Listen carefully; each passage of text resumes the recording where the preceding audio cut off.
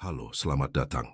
Jika Anda baru di saluran ini, jangan lupa untuk berlangganan agar tidak ketinggalan eksplorasi mendalam kita tentang misteri pikiran, jiwa, dan keberadaan manusia. Setiap like dan komentar Anda sangat berarti bagi kami. Selama puluhan tahun saya mempelajari pikiran manusia, menganalisis ribuan mimpi, dan menyelami simbol-simbol paling kuno. Satu pertanyaan terus menghantui saya. Pertanyaan yang pertama kali saya dengar dari seorang pasien yang sekarat di ruang konsultasi saya di Zurich. Mengapa jika saya dikremasi, saya tidak akan bangkit kembali? Pertanyaan yang tampak sederhana ini menyembunyikan salah satu misteri terdalam manusia. Mari kita mulai perjalanan ini dari sebuah ketakutan yang tertanam sangat dalam, jauh melampaui logika.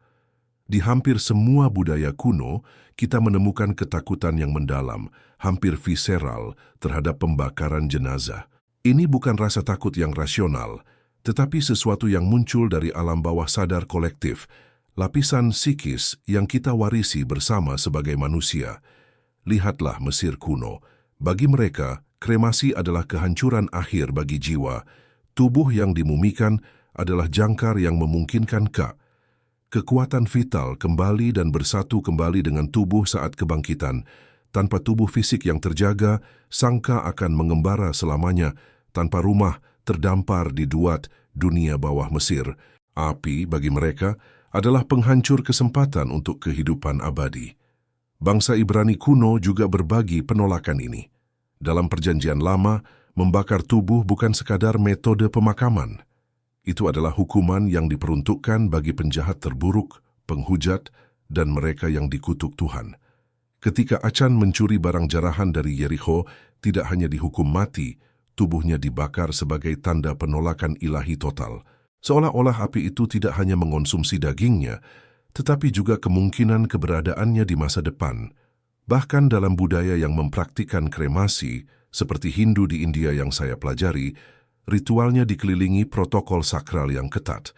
Bagi mereka, tubuh adalah maya ilusi yang harus dihancurkan untuk membebaskan Atman, jiwa sejati, dari siklus reinkarnasi. Namun, prosesnya adalah transformasi alkimia yang sakral, bukan sekadar pembakaran. Apa yang diajarkan semua ini kepada kita? Bahwa perlakuan terhadap tubuh setelah kematian bukanlah masalah praktis atau higienis semata. Ini bersifat simbolis, syarat makna psikologis, dan bermuatan spiritual. Alam bawah sadar kolektif kita menyimpan arketip kebangkitan yang terikat erat dengan pelestarian atau transformasi ritual tubuh fisik. Ketakutan purba terhadap kremasi adalah gema dari arketip ini, sebuah suara dari kedalaman jiwa kita yang mengingatkan bahwa tubuh adalah bagian dari narasi eksistensi kita yang lebih besar. Api pemakaman dalam ketidaksadaran kolektif tidak terhubung dengan simbol-simbol transformasi dan kelahiran kembali, melainkan dengan penghakiman terakhir dan pemusnahan. Dan pemahaman intuitif inilah yang membawa kita langsung menelusuri bagaimana kepercayaan besar dunia menuliskan pandangan mereka tentang tubuh, jiwa, dan harapan akan kehidupan setelah kematian. Dan dari kedalaman ketidaksadaran kolektif itu, muncullah pertanyaan yang lebih konkret bagi banyak orang, khususnya yang hidup dalam tradisi kitab suci. Apa kata Alkitab sebenarnya tentang kremasi? Selama bertahun-tahun, banyak orang berargumen bahwa kremasi bertentangan dengan iman Kristen karena akan menghalangi kebangkitan tubuh. Namun, ketika kita memeriksa kitab suci dengan ketelitian yang sama seperti saya menganalisis mimpi pasien, kita menemukan hal yang mengejutkan. Alkitab tidak pernah secara eksplisit melarang kremasi. Tidak ada satu ayat pun yang tegas berkata, "Janganlah engkau membakar tubuh orang mati." Yang kita temukan adalah kremasi sebagai hukuman, seperti kasus Achan yang tadi disebutkan, atau pembakaran tulang-tulang Raja Edom dalam kitab Amos sebagai tanda penodaan, tapi bukan larangan umum. Namun inilah rahasia sebenarnya. Ada pengajaran implisit yang sangat tertanam dalam seluruh narasi Alkitabiah. Tubuh bukanlah sesuatu yang bisa dibuang. Sekali lagi, kitab suci menekankan kesucian tubuh fisik. Dalam Kejadian, Allah membentuk Adam dari debu tanah dan menghembuskan nafas kehidupan ke dalamnya. Tubuh bukan penjara bagi jiwa. seperti yang diajarkan kaum Gnostik, melainkan bagian integral dari kodrat kita. Di sinilah kita bertemu dengan pemikiran brilian Paulus dari Tarsus, seorang jenius psikologis abad pertama. Dalam suratnya kepada jemaat di Korintus, dia menulis dengan tegas, "Tidak tahukah kamu bahwa tubuhmu adalah bait Roh Kudus?" Perhatikan, dia tidak mengatakan jiwa adalah bait itu, melainkan tubuh. Ini adalah perbedaan yang krusial dan sering luput dipahami. Kekristenan awal tidak dualistis seperti pemikiran Plato. Mereka tidak percaya pada jiwa murni yang terjebak dalam daging yang rusak. Mereka percaya pada kesatuan psikosomatik manusia. Jiwa dan tubuh adalah satu kesatuan yang tak terpisahkan dari identitas kita. Para bapa gereja awal seperti Tertullianus, Origenes, dan Agustinus, semuanya mengajar bahwa tubuh akan bangkit karena tubuh adalah esensial bagi manusia yang utuh. Lalu mengapa kremasi menjadi masalah? Karena tindakan itu melambangkan penghancuran yang disengaja terhadap apa yang Allah janjikan untuk pulihkan. Itu seperti berkata kepada Allah, "Saya tidak perlu engkau pulihkan tubuh saya akan hancurkan sendiri." Ini adalah tindakan ketidakpercayaan secara simbolis, bahkan jika niat sadarnya bukan begitu. Paulus, dalam upayanya menjelaskan kebangkitan yang tak terbayangkan itu, menggunakan metafora yang sangat kuat. Benih. Yang kau tabur bukanlah tubuh yang akan tumbuh, tetapi butir yang telanjang. Tetapi Allah memberikan tubuh kepada masing-masing biji menurut kehendaknya. 1 Korintus 15:37-38. Pikirkan metafora ini. Benih harus ditanam, mati, dan terurai di tanah untuk kemudian bertumbuh menjadi tanaman baru. Ada kontinuitas, ada transformasi. Tapi apa yang terjadi jika benih itu dibakar menjadi abu? Tidak ada pertumbuhan baru. Api tidak mentransformasi, api melenyapkan.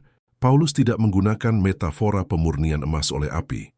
Dia memilih citra benih yang ditanam. Pilihan ini bukan kebetulan.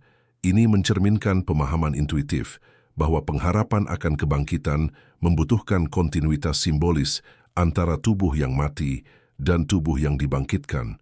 Sebuah kontinuitas yang dilestarikan oleh simbol penanaman, tetapi dihancurkan oleh api. Jadi meski tidak ada larangan hitam putih, Alkitab dan pemikiran Paulus membangun sebuah landasan simbolis dan teologis yang melihat tubuh dengan penuh hormat dan melihat penguburan sebagai partisipasi dalam narasi penciptaan, kematian, dan transformasi.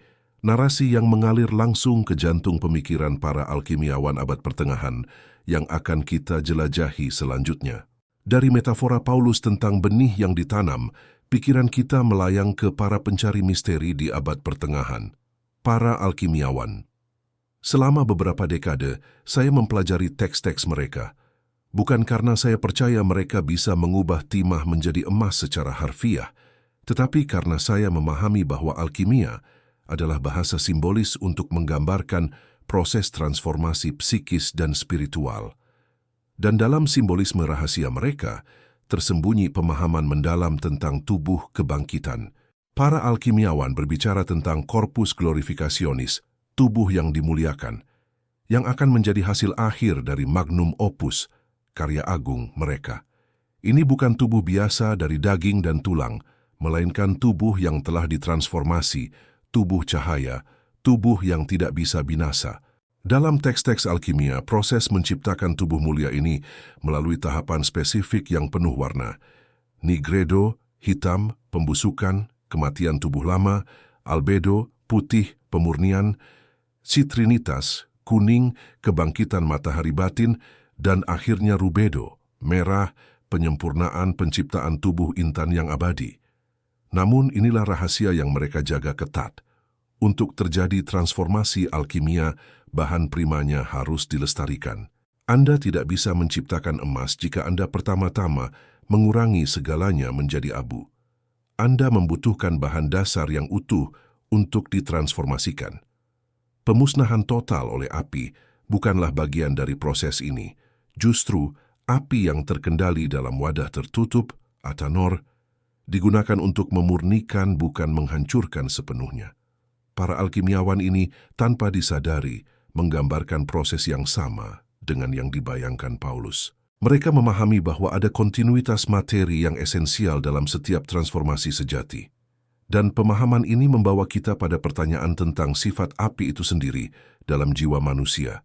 Karena api mungkin adalah simbol paling kuat dalam alam bawah sadar kolektif kita. Ia mewakili dua hal sekaligus, pemurnian dan kehancuran, transformasi dan pemusnahan. Dalam analisis saya terhadap simbol-simbol agama, api muncul secara konsisten dalam tiga konteks, sebagai alat penghakiman ilahi, Sodom dan Gomora anak-anak Harun, sebagai agen pemurnian, logam yang dimurnikan dalam api, Tuhan sebagai api pemurni dalam kitab Maleakhi.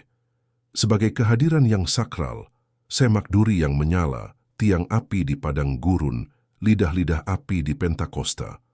Lalu, api kremasi masuk ke dalam kategori mana? Inilah yang menarik. Api kremasi dalam persepsi bawah sadar kita bukanlah api sakral kehadiran ilahi, bukan pula api pemurni sang penyuling. Ia adalah api yang mengonsumsi, api penghakiman, api yang mengurangi segalanya menjadi abu. Dalam alam bawah sadar kolektif, membakar tubuh mengaktifkan archetype yang terkait dengan kehancuran akhir, dengan penghakiman, dengan pemusnahan, bukan archetype transformasi dan kelahiran kembali. Ini sangat krusial. Orang-orang Kristen awal menolak kremasi, bukan hanya karena alasan teologis eksplisit, tetapi karena mereka secara intuitif memahami bahwa itu melanggar struktur simbolis yang diperlukan untuk menjaga agar harapan kebangkitan tetap hidup. Saat Anda mengubur tubuh, simbolnya jelas. Benih yang ditanam di tanah, yang akan bertunas menjadi kehidupan baru. Saat Anda membakar tubuh, simbolnya sama jelasnya, kehancuran final. Penghakiman oleh api yang diperuntukkan bagi yang terkutuk. Pemahaman simbolis yang dalam ini, yang dijaga oleh alkimia dan tertanam dalam psike kita, membantu menjelaskan mengapa satu peristiwa fisik, sebuah kubur yang ditemukan kosong, bisa memiliki daya yang begitu mengguncang dan sentral dalam sebuah keyakinan. Dan itu membawa kita langsung ke jantung misteri Kristiani, dan dari simbolisme api yang merusak, kita beralih ke sebuah simbol yang justru menjadi landasan harapan, makam yang kosong. Ini adalah salah satu aspek paling menarik dalam kekristenan. Injil-Injil menyediakan porsi teks yang tidak biasa hanya untuk menegaskan satu hal. Tubuh Yesus tidak ada di dalam makam, bukan dicuri, bukan dipindahkan. Tubuh itu hilang secara fisik. Maria Magdalena, Petrus, Yohanes, semuanya berlari dan melihat batu terguling, kain kafan tergeletak, makam kosong. Mengapa detail ini begitu penting? Dari perspektif spiritual murni, jika Yesus bangkit sebagai roh murni, bukankah itu sudah cukup? Mengapa makamnya harus kosong? Inilah rahasianya. Karena kebangkitan Kristen bukanlah kebangkitan jiwa semata, melainkan kebangkitan tubuh. Inilah poin yang dianggap sangat menggelikan oleh para filsuf Yunani. Ketika Paulus berkhotbah di Athena tentang kebangkitan orang mati, mereka mengejeknya. Bagi mentalitas Yunani yang dipengaruhi Platon, tubuh adalah penjara. Keselamatan berarti membebaskan diri dari tubuh, bukan membangkitkannya. Namun kekristenan awal bersikukuh dengan keras kepala. Yesus bangkit dalam tubuh, dia makan ikan bersama murid-muridnya, Thomas dapat menyentuh lukanya. Dia bukan hantu atau vision. Itu adalah Yesus dalam tubuh yang dimuliakan, dan makam yang kosong adalah bukti fisik dari realitas itu. Sekarang, apa hubungannya ini dengan kremasi? Segalanya. Seandainya makam Yesus berisi abunya, seluruh narasi kebangkitan akan runtuh. Abu-abu itu akan menjadi bukti fisik bahwa Yesus masih mati. Makam kosong adalah esensial bagi iman Kristen justru karena tubuh fisik adalah esensial bagi identitas pribadi yang bangkit. Orang Kristen awal memahami ini secara instinktif. Itulah sebabnya mereka dengan hati-hati melestarikan sisa-sisa jasad para martir. Itulah sebabnya mereka menguburkan orang mati dengan penuh hormat. Setiap makam Kristen adalah gema simbolis dari makam kosong Kristus, sebuah deklarasi iman bahwa suatu hari nanti makam-makam itu juga akan kosong. Dan pemahaman radikal inilah yang memicu salah satu konflik paling gelap dalam sejarah gereja, yang justru semakin menegaskan betapa sentralnya persoalan tubuh ini. Pada abad ke-12 di Prancis Selatan muncul sebuah gerakan keagamaan yang disebut kaum Cathar atau Albigenses. Mereka adalah orang Kristen, tetapi dengan teologi yang sangat berbeda. Kaum Cathar adalah dualisme ekstrem. Mereka percaya dunia materi diciptakan oleh Demiurge, Tuhan yang jahat, dan hanya dunia spiritual yang benar-benar ilahi. Bagi mereka, tubuh pada dasarnya buruk, sebuah penjara bagi jiwa. Keselamatan berarti membebaskan diri sepenuhnya dari dunia materi. Konsekuensinya jelas, kaum Cathar tidak percaya pada kebangkitan tubuh. Bagi mereka, doktrin itu tidak masuk akal. Mengapa Tuhan ingin membangkitkan daging yang pada dasarnya rusak? Keselamatan sejati adalah kenaikan roh murni.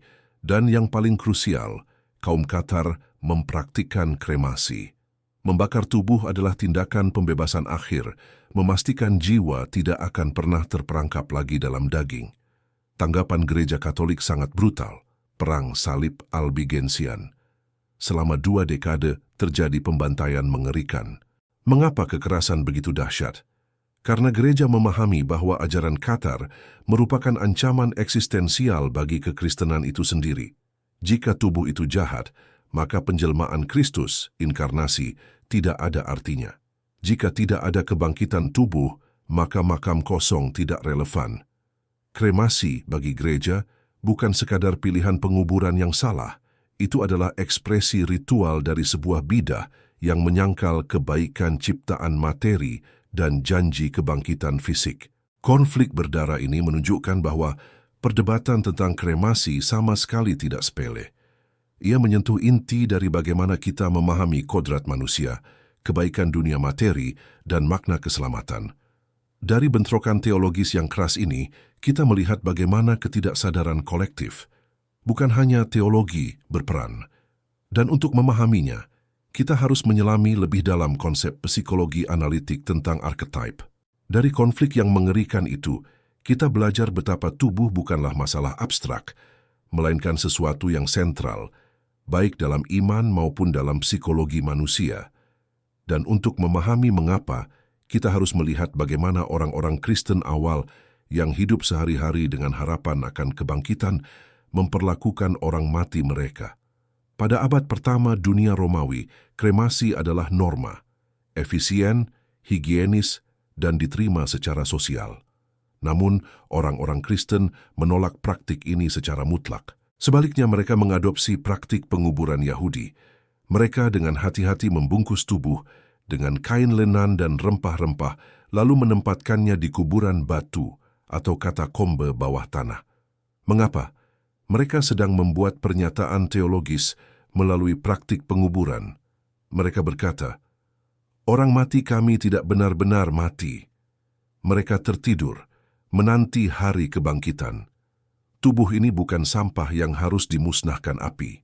Ini adalah benih berharga yang harus ditanam di tanah agar suatu hari bertunas menjadi kehidupan baru." Katakombe Roma adalah saksi bisu iman ini. Kilometer terowongan bawah tanah yang dipenuhi lukisan Yunus keluar dari ikan besar, simbol kebangkitan. Lazarus dipanggil dari kubur, gembala baik. Setiap gambar meneriakkan harapan yang sama. Kematian bukanlah akhir. Dan perhatikan ini, orang Kristen awal memiliki penghormatan khusus pada relikui, sisa-sisa jasmani para martir. Potongan tulang, kain bernoda darah. Mengapa?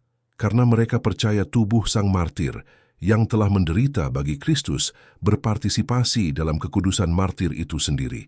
Tubuh bukan sekadar wadah sementara jiwa, ia adalah bagian integral dari pribadi. Penghormatan pada relikui ini hampir mustahil jika mereka mempraktikkan kremasi. Anda tidak bisa menghormati abu dengan cara yang sama seperti menghormati tulang. Abu bersifat anonim, homogen, dan tak bisa dibedakan. Tulang mempertahankan identitas, struktur dan koneksinya dengan pribadi yang pernah hidup. Disinilah kita menyentuh kekuatan psikologis dari ritual. Ritual bukan sekadar tindakan berulang tanpa arti. Ritual adalah bahasa yang digunakan alam bawah sadar kolektif untuk berkomunikasi. Upacara penguburan adalah ritus peralihan yang membantu yang hidup maupun yang mati, jika ada kesadaran setelah kematian, untuk bertransisi. Ritual penguburan tradisional penuh dengan elemen simbolis yang kuat. Persiapan tubuh dengan penuh hormat, memandikan, mengenakan pakaian, menghormati martabat. Upacara mengingat kehidupan, mengintegrasikan kehilangan ke dalam narasi sosial. Arak-arakan ke tempat peristirahatan, melambangkan perjalanan. Penempatan tubuh di tanah, simbol pengembalian ke bumi, menghubungkan dengan siklus alam. Suara tanah menimpa peti mati, bunyi yang paling mengharukan dan final, menandai penutupan sekaligus penanaman benih. Bandingkan dengan upacara kremasi. Proses pembakaran terjadi di balik pintu tertutup, di luar pandangan para pelayat. Tidak ada partisipasi langsung, tidak ada murah tanah yang mengharukan, tidak ada simbolisme benih yang ditanam. Prosesnya efisien dan bersih, namun secara psikologis sangat berbeda. Dalam praktik klinis saya, meski tidak bisa membuat klaim statistik ketat, saya berkesan bahwa mereka yang mengalami ritual penguburan yang lengkap cenderung mendapatkan penutupan psikologis yang lebih utuh. Ritual tersebut menyediakan struktur simbolis yang lebih kaya untuk membantu psike memproses kehilangan. Namun di zaman modern muncul sebuah argumen kuat yang seolah menjawab semua kerumitan ini. Argumen ekologis. Bukankah kremasi lebih ramah lingkungan? Penguburan memakan lahan, peti mati, dan bahan pembalseman mencemari tanah. Di sisi lain, kremasi menggunakan energi dan mengeluarkan karbon. Ada alternatif ketiga, penguburan alami tanpa peti mati logam atau bahan kimia, di mana tubuh terurai dan menyuburkan tanah. Tapi di sini kita kembali ke pertanyaan mendasar. Pertanyaan ekologis adalah sekunder dibanding pertanyaan simbolis. Bahkan jika kremasi lebih hijau, itu tidak menghapus implikasi psikologis dan spiritualnya. Kekhawatiran ekologis modern sering didasari pandangan bahwa manusia hanyalah makhluk lain dalam ekosistem materi yang harus didaur ulang secara efisien. Tapi jika kita percaya manusia membawa citra ilahi, bahwa kita unik dan sakral, maka martabat ini harus dihormati dalam cara kita memperlakukan sisa-sisa jasmani. Dan penghormatan ini membawa kita pada pertanyaan terakhir yang harus dihadapi setiap orang. Di tengah krisis makna dunia modern, bagaimana kita memilih? Dan itulah inti dari seluruh eksplorasi kita. Pilihan. Di era di mana banyak struktur makna lama telah runtuh, di mana Nietzsche menyatakan Tuhan telah mati, kita menghadapi sebuah kekosongan. Dan kekosongan itu terasa paling menusuk ketika kita berhadapan dengan kematian. Dalam kosmovisi materialis modern, kematian adalah akhir absolut. Ketika otak berhenti, kesadaran lenyap. Tidak ada kelanjutan, hanya kehancuran menuju ketiadaan. Saya percaya tren modern menuju kremasi sebagian didorong oleh krisis makna ini. Jika kematian adalah pemusnahan, mengapa tidak mempercepatnya? Jika tubuh hanyalah materi tanpa makna khusus, mengapa tidak memperlakukannya seperti sampah organik lainnya? Namun, kekhawatiran saya adalah ini. Dengan menerima kremasi sebagai norma, tanpa refleksi, kita justru memperkuat kosmovisi materialis yang merampas makna dari hidup kita. Kita berpartisipasi dalam ritual yang melambangkan pemusnahan, bukan transformasi, finalitas, bukan kontinuitas. Jadi apa yang seharusnya kita lakukan? Pertama, kita harus menyadari bahwa pertanyaan utamanya bukan akankah kremasi menghalangi Tuhan untuk membangkitkan saya? Jika Tuhan ada dan Maha Kuasa, tentu tidak. Kuasanya tidak terbatas pada abu atau tulang. Pertanyaan sebenarnya jauh lebih personal. Apa yang saya nyatakan melalui pilihan saya? Cara kita memilih memperlakukan tubuh setelah kematian adalah pernyataan teologis, psikologis, dan spiritual. Itu adalah pernyataan tentang siapa kita dan apa yang kita harapkan. Ketika Anda memilih penguburan, Anda menyatakan, saya percaya tubuh ini sakral, materi fisik penting. Saya berharap pada kebangkitan. Identitas saya mencakup tubuh fisik ini. Saya percaya pada janji transformasi, seperti benih yang ditanam. Ketika Anda memilih kremasi, Anda menyatakan sesuatu yang berbeda. Mungkin tubuh hanyalah wadah sementara, hanya roh yang penting, atau mungkin itu hanya keputusan pragmatis. Namun, alam bawah sadar kolektif tetap memahami simbolnya, bahkan jika pikiran sadar kita mengabaikannya. Simbol tubuh yang dikurangi menjadi abu oleh api memiliki makna arketipal yang mempengaruhi kedamaian psikologis kita dan juga mereka yang kita tinggalkan. Tahun mempelajari psike manusia, simbol dan kebutuhan spiritual kita adalah ini. Jika Anda memiliki iman atau harapan sekecil apapun pada kehidupan setelah kematian, pada kebangkitan, pada kontinuitas kesadaran, pilihlah penguburan. Pilih untuk menghormati tubuh Anda dengan mengembalikannya ke tanah.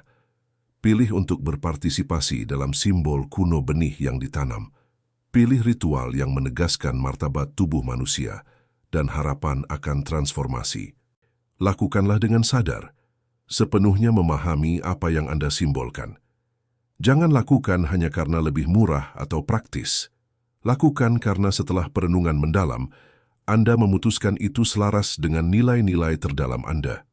Pada akhirnya, keyakinan akan kebangkitan meski secara ilmiah sulit diterima, memiliki kekuatan penyembuh secara psikologis. Ia memberikan struktur makna yang membantu manusia menghadapi kematian dan duka tanpa diterkam teror eksistensial. Simbol dan praktik yang mendukungnya. Penguburan tubuh dengan penuh hormat adalah salah satu simbol pendukung itu. Itu adalah tindakan terakhir dari pengharapan. Sebuah pernyataan bahwa kematian bukan akhir, bahwa transformasi mungkin, bahwa ada sesuatu di balik tabir kefanaan. Saya telah membagikan semua yang telah saya pelajari. Keputusan akhir ada di tangan Anda. Saya mendorong Anda untuk tidak memutuskan dengan gegabah apa yang Anda harapkan, dan pesan apa yang ingin Anda tinggalkan melalui cara tubuh Anda diperlakukan. Karena pada akhirnya, ini bukan tentang mekanisme kebangkitan. Ini tentang siapa kita sebagai manusia, tentang martabat tubuh, tentang harapan akan transformasi, dan tentang bagaimana kita menghadapi misteri terbesar eksistensi, kematian, dalam harapan dan keberanian untuk menghadapi akhir dengan mata terbuka dan hati yang penuh makna.